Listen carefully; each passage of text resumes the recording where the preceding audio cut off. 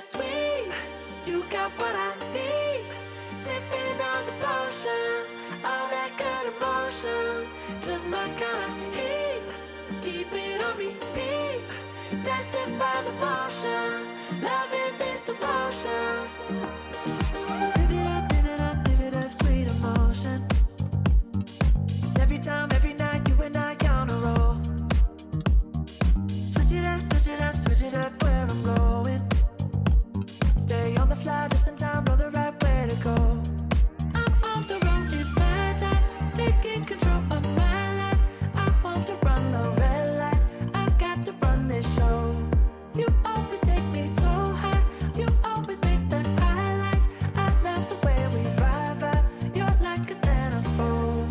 Ooh, that's bittersweet. Hier für euch haben wir im Test das Taroa Freeride Wingfoil in 1600. Damit ist die Quadratzentimeterzahl gemeint. Beim Frontflügel fällt sofort die doch eher stärkere Profildicke auf mit den eingekürzten Tippenden.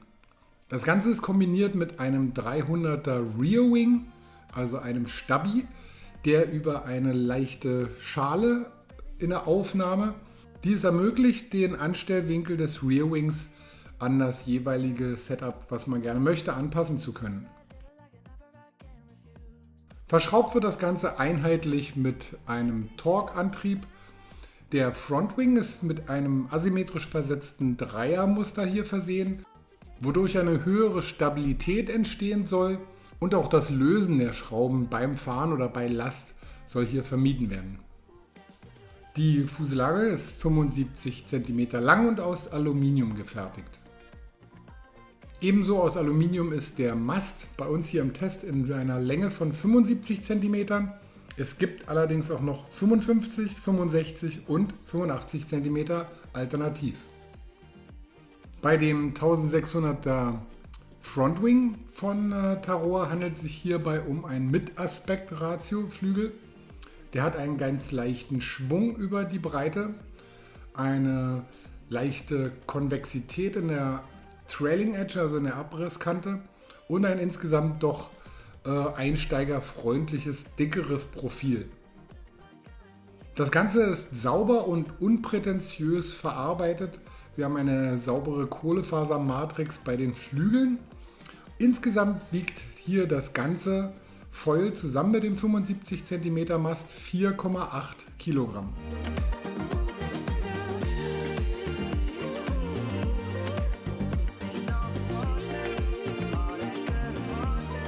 Für Fahrer aller Könnenstufen zählt der Taroa 1600 zu den wirklich sehr früh aufsteigenden Flügeln.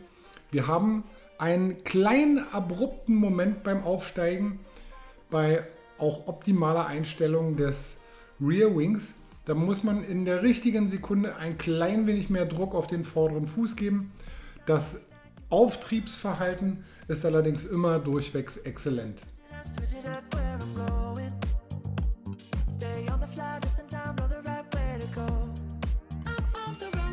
Einmal in Fahrt, wie gesagt, da reicht schon halt wirklich die geringste Geschwindigkeit aus, um ihn gut angeströmt zu halten. Haben wir durchwegs eine gute Achsenstabilität mit einem durchwegs auch guten Feedback.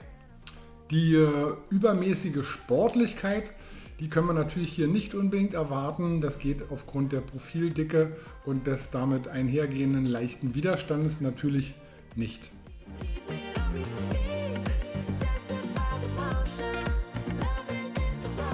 Die Leistung auf dem Ambinkurs ist ebenfalls durchwegs gut und es ist völlig unproblematisch, selbst für die geringsten Fahrkönnensstufen hier gut Höhe zu laufen.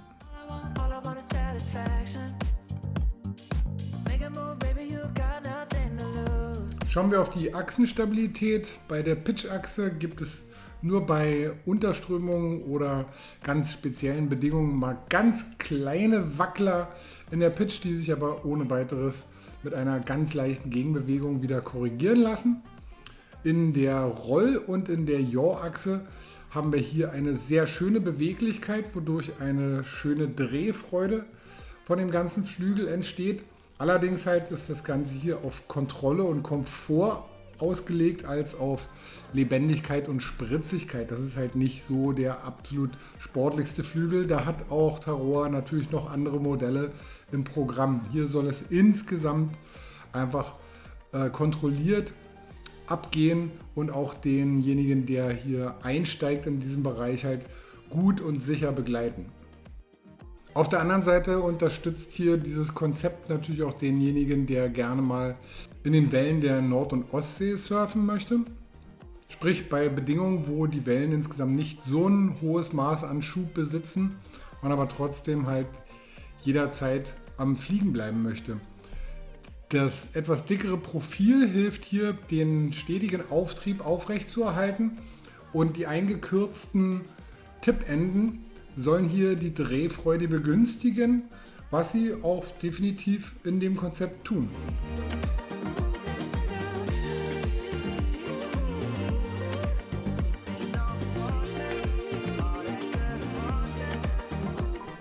Zudem ist das Konzept natürlich für Manöver, gerade auch im Einstiegsbereich, absolut optimal. Der Flügel schwebt halt bei so geringer Geschwindigkeit und signalisiert dann auch noch rechtzeitig vorher, okay, jetzt wird es wirklich zu langsam, jetzt stall ich gleich, sodass der Fahrer oder die Fahrerin weiß, okay, ich muss jetzt mal ein klein wenig gegen den Flügel arbeiten, aber das ist wirklich schon, da steht man schon fast auf der Stelle. So lange trägt dieser Flügel hier einwandfrei. Und auch bei so geringen Geschwindigkeiten bleibt er in der Yaw und in der Rolle absolut frei. Also das ist halt definitiv eine sehr positive Geschichte hier. Always take me so high. You always make the highlights. I love the way we vibe. You're like a Für einen Flügel in dieser Kategorie lässt er sich gut auf eine ausreichende Geschwindigkeit pushen, um damit gut abzuheben. Man hat natürlich gegenüber sportlicheren Flügeln, gerade auch beim Eintauchen, einen spürbar höheren Widerstand. Da geht die Fahrt halt immer dann nur aktiv angepumpt weiter und man muss am Anfang etwas weiter hinten belasten, damit das Ganze hier flüssig bleibt. Sehr positiv ist hier, dass man spürt, wie steif der Mast ist und dass auch bei der Verbindung der Schrauben hier auch bei stärkerer Belastung keinerlei Lösen oder eine andere Schwäche stattfindet. I'm on the road, it's my time. Taking control of my life. I want to run the red lights. Durch eine stetig anwachsende Spezialisierung der Foils muss man auch in der Welle hier ganz klar die Reviere und die Art und Weise der Welle beachten. Wir haben natürlich mit den eingekürzten Tipps hier etwas weniger Gleit im Verhältnis, als wenn wir jetzt halt einen vergleichbaren Flügel mit konzeptionell ausgedünnten Tipps dementsprechend nehmen. Dementsprechend brauchen wir hier auch, wenn der Schub der Welle nicht ganz so stark ist, immer so ein kleines, leichtes Pumpen als Unterstützung. Sehr gut eignet es sich für die Reviere in der Nordsee. Bei kleineren, schwächeren Wellen, die weniger Schub haben, wie gesagt, muss man immer ein klein bisschen mit Pumpen unterstützen. Grundsätzlich, wenn man dicht am Face der Welle fährt, kann er aber aufgrund der sehr schönen Drehfreude ohne weiteres halt zu einem flüssigen Surfen vor der Welle verwendet werden.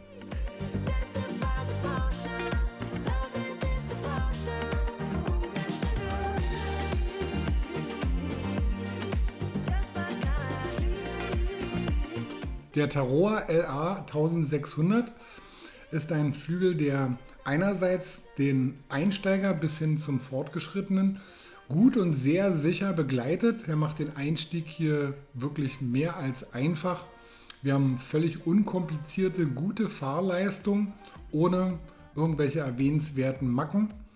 Auf der anderen Seite kann er aber auch halt den Wellennovizen halt sehr sicher in die ersten Wellen dementsprechend begleiten. Er hat viele fehlerverzeihende Momente, wo auch mal der Wackler aufgrund von Fahrkönnen halt vielleicht ausgeglichen werden muss. Das macht er ohne Probleme, weil er sich auch mit dem leichtesten Impuls des Fahrers auch immer schön in Gang halten lässt, also beim Fliegen halten lässt. Ein wesentlicher Punkt gegenüber anderen Mitbewerbern in diesem Bereich ist ganz klar die Robustheit.